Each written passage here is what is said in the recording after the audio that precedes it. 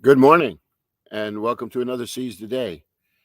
Today is Monday, June 19th, and I trust that you guys are waking up, feeling refreshed, and ready to begin a new day. Today, it looks like it's clearing up here in New Hampshire. We've had quite the rainy weekend. Trust your Father's Day was really eventful. On Friday night, um, I had I had to perform a funeral for one of our congregants, longtime member Phil Tambling, who was the architect that really built or put the plans together for the church in Greenland, New Hampshire. Uh, Great person, prolific writer, just loved life, loved people. And so I performed his funeral on Friday. Then I went home. I was just chilling at the end of the day, and the door opens, and my son Luke, who lives nearby, comes walking in, and right behind him was my son Andrew, who lives in Oregon. So Andrew's with me till tomorrow, Tuesday, but he came for Father's Day, so it was a really nice surprise. I haven't spent the Father's Day with him, wow, probably in like 20 years. He lives in Oregon, so we we haven't had that opportunity to be together and on a Father's Day. So it was great. He came in, and we've been having a great weekend. So we're going to spend the day together today. So that was my Father's Day surprise. So that was a good one. We're in the midst of a study on in Matthew, and in Matthew chapter 25, uh, verses 14 through 30. It's called the parable of the talents. And I thought that we would spend some time this week um, looking at this whole idea of being good stewards of what God has given to us. This outpouring of His Spirit into our life. So our conversation is going to take us down the road of some discussion regarding spiritual gifts. But before we do, I want us to begin the week with a good understanding of Matthew chapter 25. And that would be the jumping off point for us to continue our study, looking at spiritual gifts in their place within the believer's life. Okay. So here, Matthew 25, verses 14 through 30. So, how about if I just read this passage along with you? And before I do, I just want to set a couple of things up. Last week, we were looking at the parable that precedes this one, right? A parable of the young bridesmaids, and Jesus illustrated his warning to be prepared for his return at any time by using this story. He he illustrates that his return is going to come back sudden, unexpected. And since we don't know the exact day or the hour, how we live with this how we live in this interim period, in this waiting period, is really important. Because as you saw, the difference between the foolish, bridesmaids and the wise were and how well they prepared, how they fulfilled the responsibilities that were given to them. And this is a theme now that Jesus is giving us throughout, these passages. And so when you think about how do you live with the wait, well, Jesus is saying that, first of all, we ought to be anticipating it, and we ought to be remembering why we're here, and we ought to be following Jesus's lead. I always use this illustration that I found in a book by Henry Blackaby called Experiencing God, where he uses this analogy of if you go into someone's house and you've never been there before, and they give you word by word instructions, right? Instructions. So you're looking at the map, or you take out your phone and you plug in the coordinates where you're going, and next thing you know, out pops is step by step, instructions on how to get there. But if you had the person in the car with you, you wouldn't need the GPS. The person has been to his own home a number of times, right? So he just says, "Look, get in, I'll tell you." And he says, "Start driving, and when you get to that light, make a right. And when you get down to the end of the street corner, there's a stop sign, make a left. Right before that next driveway, you're gonna pull in, right?" So he that person becomes your map. And this is how I think about our walk with Jesus. Jesus knows where he's going. He understands the beginning from the end. And so when he says, "Come and follow me," what he's saying to you and me is basically, listen, I'm the map. As long as I'm in you, then we have this covered. You don't have to worry. You don't. I'll anticipate all of the twists and the turns, and I will never leave you or forsake you along this journey. I mean, words like that are tremendous comfort.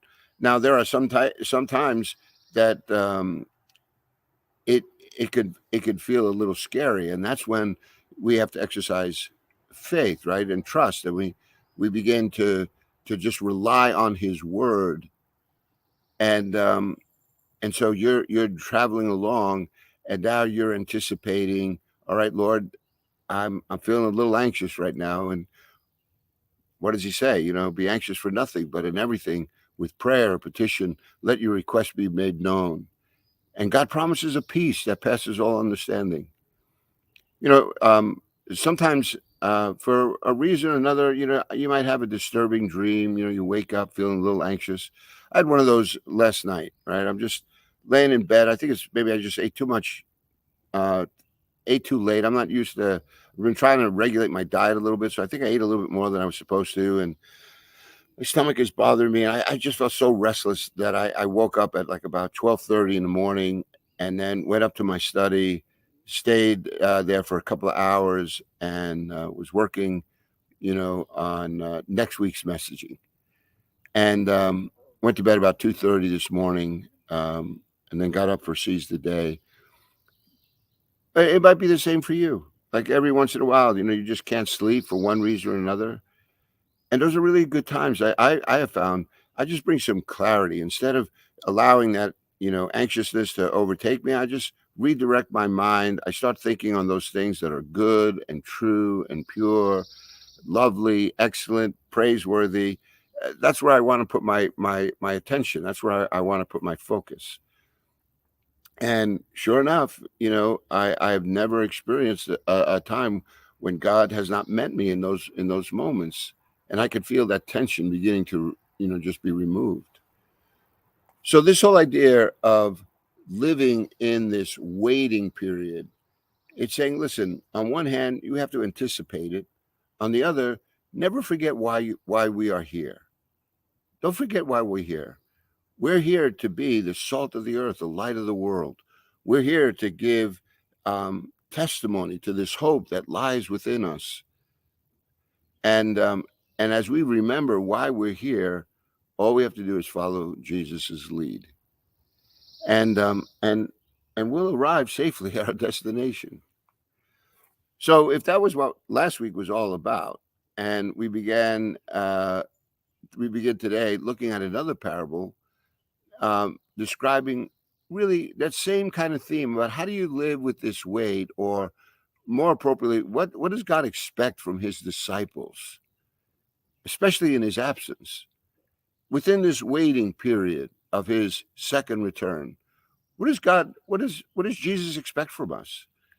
And this is a parable that's going to reveal some interesting points.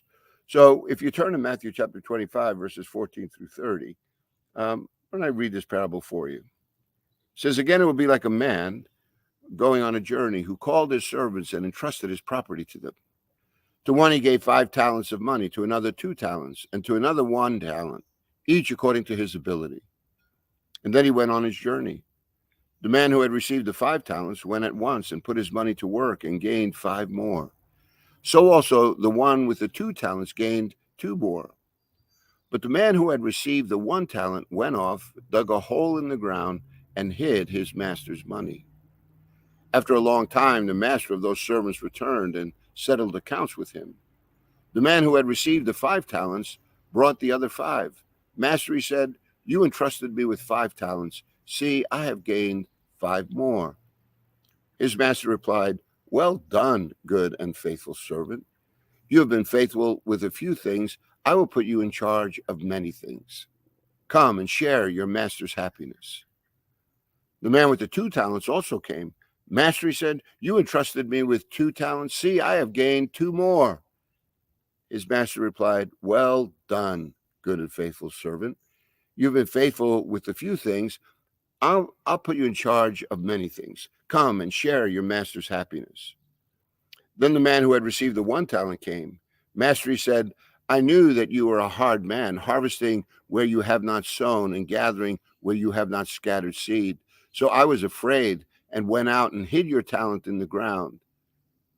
See here what belongs to you. Well, his master replied, you wicked, lazy servant. So you knew that I harvest where I have not sown and gather where I have not scattered seed?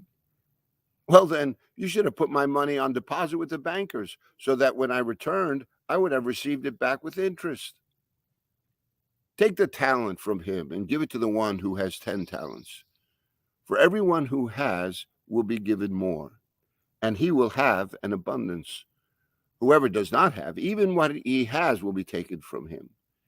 And throw that worthless servant outside into the darkness where there will be weeping and gnashing of teeth.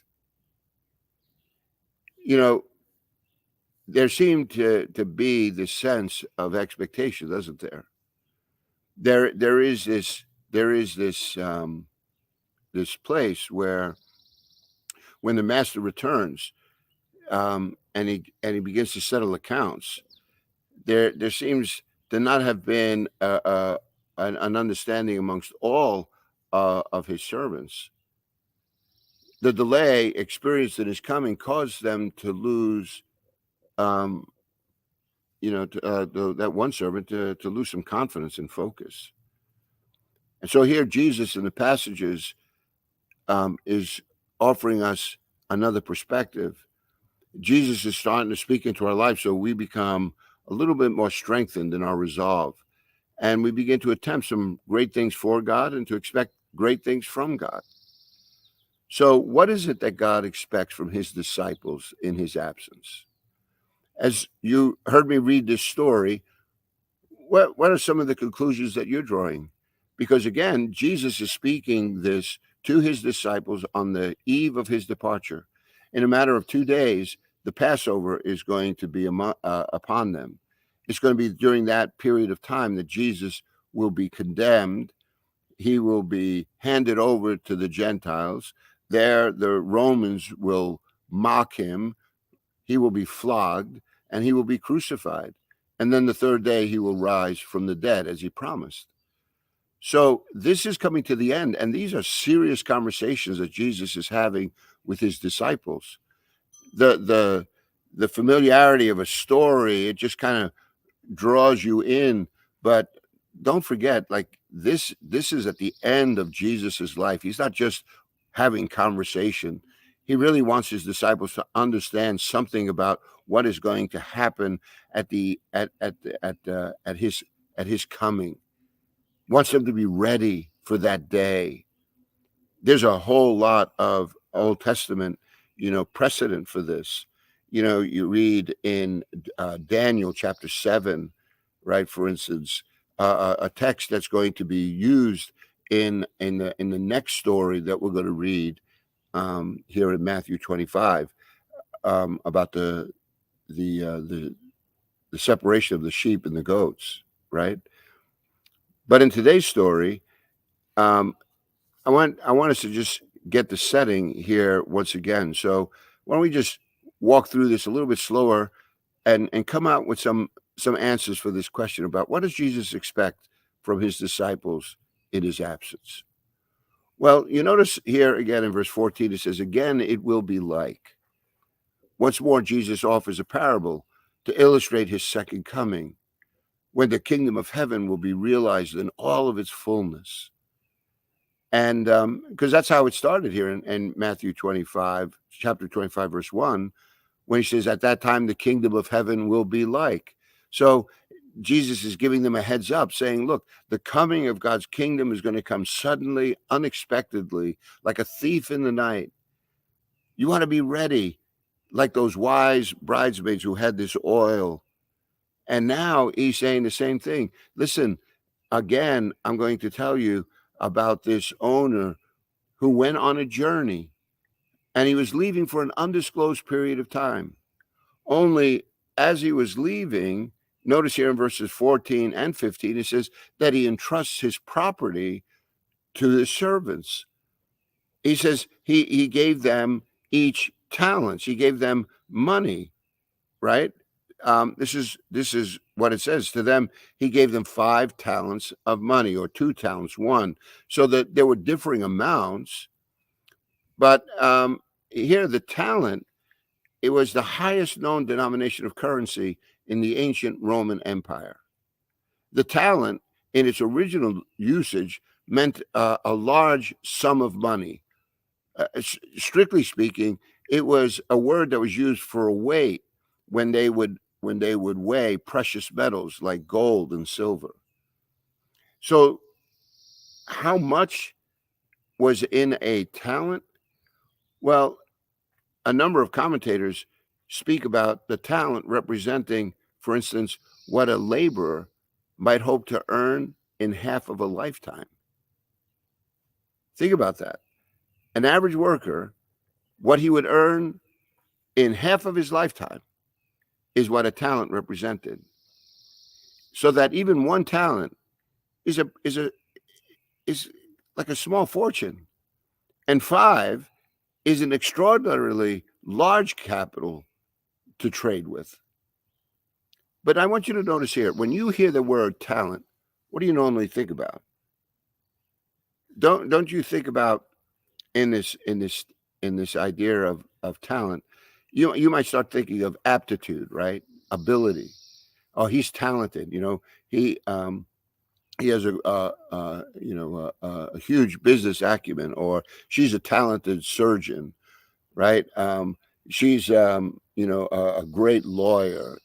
He has, he could sing amazingly. We often use that word talent in ways of speaking of a person's aptitude or their abilities. But come on, we live in a world, not everybody's given the same, right? Not all will perform the same. I might want to dunk a basketball, but those days are way behind me. And I'm not, in my best day, I could just about grab the rim, never mind try to throw a basket through it. Everybody's got different talents and gifts, abilities. But this text here, the emphasis is really on making the most with what you have been entrusted. It's not meant to be a comparison of what, one to the other. It was just giving you insight that the owner of this, the owner has entrusted his servants with large sums of money, and he's asking them to be good stewards of it. So the whole emphasis here is, how well are you doing that? Well, notice the 5 talent guy, he goes out at once. He didn't need to be told. He's aggressive, right? So he's out there at once, and he puts his money to work. And what's the result? He doubles the money. He gains 5 more. And the 2 talent guy, the same. He gains 2 more. But the 1 talent guy, he digs a hole and buries his master's money. Then now in verse 19, what does it say? After a long time, the master of those servants returns. And what does he do? He settles accounts with them. It's not our timetable on which he comes back. And when he was coming back, didn't seem to really cross the mind in our story of Mr. 5 talent guy or Mr. 2 talent guy, or even Mr. 1 talent guy. They just assumed that he was going to come back. And so when he returns, it's to settle accounts. I want you to think about this for a moment because it's important. It says there was an expectation by the owner when he gave them the money. In giving them the money, he was saying to them, "Yeah, I want you to to do something with this." It wasn't just for them to guard it, but it was to put it to work. And so Mr. Five Talent guy understood that. And so when the master comes home and he's presented with not only his five but five more, he's met with praise. He's given a promotion. And not only that, he's also given privilege because now the master turns around and says, "Come, share your master's happiness." So he was not only praised and promoted, but now he stands in a position of privilege in a relationship with his master. And now the same thing is happening with the 2 talent guy. He says to him the same thing. He gives him praise and a promotion. Says to him who's been faithful with a little, I'll give him more. And again, just underscoring this talent was not a small amount of money. This was a large amount of money. But what is that saying about the master then? So if he's referring to this, saying, "Look, you have been faithful with a few things, I'll put you in charge of many things." What does many things look like for this master then? It's beyond the pale of what the servants may have seen. And again, he invites this 2 talent guy or the 2 talent guy to share in his happiness. He gets the same treatment. And I like this text because the master has involved his servants in the management, right, in the stewardship of all of his assets. And I thought, boy, just for a moment, think back on the relationship that we have with God as described in the earliest book in our Bibles, in the book of Genesis. When God creates the whole world, and what does he do? He takes Adam and Eve and he gives them responsibility. He gives them a role that they have to play. He says, you're to rule over all of creation. You're to subdue it. So he puts them in charge. He gives them a position of authority. They are to now be the rulers over his creation. God is the one who is ultimately the ruler over all things. He sets the parameters of what they ought to do and then sets them off to fulfill those responsibilities. And I always underscore this, that when God said, subdue the earth, rule over it, or over the birds of the air, the beasts of the field, like over all of creation, it was a command that was given to both the male and the female. They both had a stake in this game. But my point with you this morning is to just underscore the fact that God was calling us into service with himself. Like we become co-laborers with God in this work of redemption. That's the way it started in the garden, and that's the way it's going to be when this whole world is redeemed again. This parable is suggesting again that when Jesus returns and there is this accounting, we're going to find ourselves in a position where we're going to be laboring with him once again. So these guys they're not retiring when they came back. They're given greater responsibility. I'm going to put you in charge of many things now. And he says, "Come, share your master's happiness. I want you to be a part of this with me." And so it came time for the performance review of Mr. 1 Talent guy. And only this time we find that the Mr. 1 Talent guy is full of excuses. He starts off, maybe trying to flatter the master, say, "Oh man, I know that you're a hard guy. You harvest where you have not sown. You've gathered where you haven't scattered seed." In other words, he's saying, "Look, I know that you're you're quite the venture capitalist. You have a way, man, for turning a profit everywhere you go." And so what does he say? "I was afraid and I went out and I hid your talent in the ground." So his view of the master was then met with what? With inactivity. He offers no commitment whatsoever. He's not doing anything with this money. He says, "I go out and I'm afraid. I hid your talent in the ground." The bottom line, there was no return on the master's investment. He offered no commitment. And the master, he saw right through this. He called him wicked and lazy.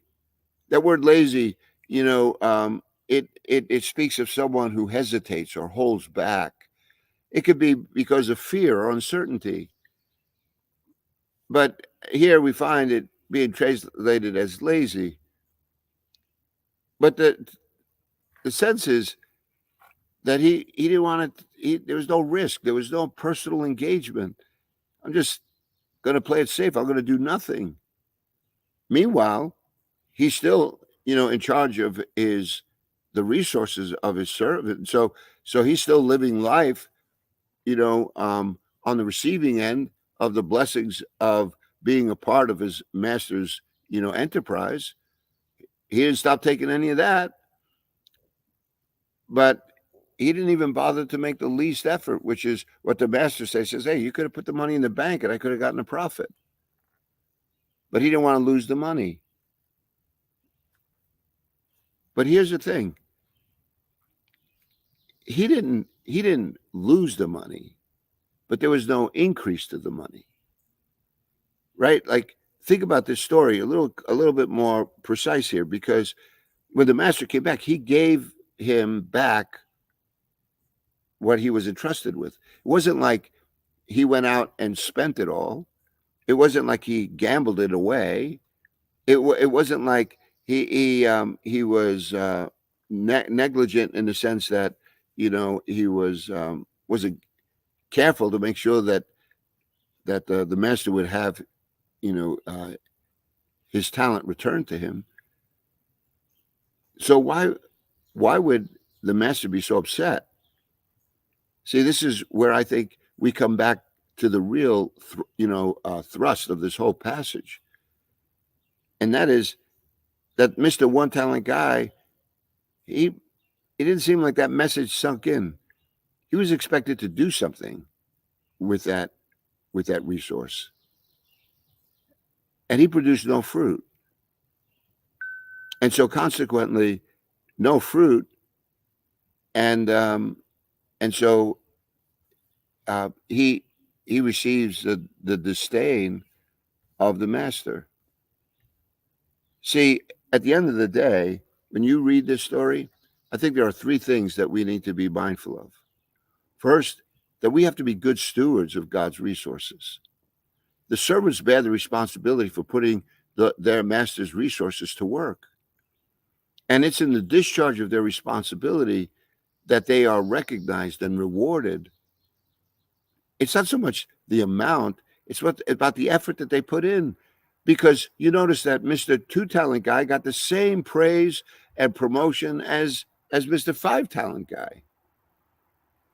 So we're to be good stewards then of God's resources. We're to be fruitful. The expectation is that we're going to produce something. Jesus says of his disciples, taking this now as this story and applying it to living out faithful lives in this interim before Jesus comes back, you and I then are being asked to make sure that we're fruitful in our labors.